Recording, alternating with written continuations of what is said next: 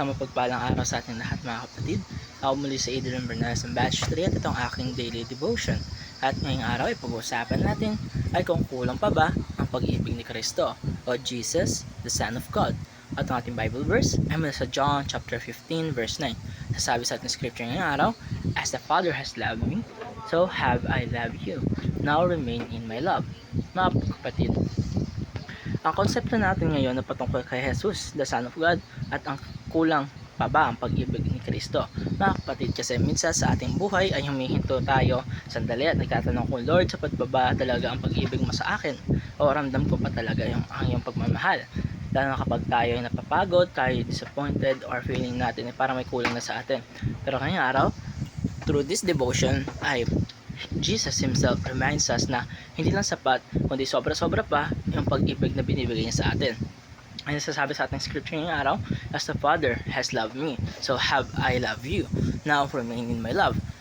Hindi ito basta-basta small love lang, hindi conditional love, kung hindi mabait ka lang type of love, but the same love ng Diyos Ama sa kanyang anak. Eternal, perfect, unshakable, and unchanging. Ang konsepto natin na Jesus the Son of God ay kapag sinasabi natin Jesus the Son of God ay hindi lamang ibig sabihin anak siya in a simple sense. It means na He shares the very identity, authority, and mission of the Father. Hindi siya basta messenger lamang, hindi siya prophet lang, hindi siya ordinary teacher. He belongs to God in an eternal relationship of perfect love. Dahil doon, kaya niyang dalhin sa atin ang tunay at ganap na pagmamahal ng Diyos. At yung araw ay meron tayong mga powerful na katotohanan na matututunan patungkol dito. Unang-una, the Father and the Son have an eternal relationship. Hindi sila nagsimula ang connection nila nung Christmas story. Hindi nagsimula ng nag-ministry si Jesus. Eternal yung relationship nila. Walang simula at walang katapusan. Before the world was created, before may mountains, oceans, and galaxies, ay nandun na yung perfect love ng Father and Son.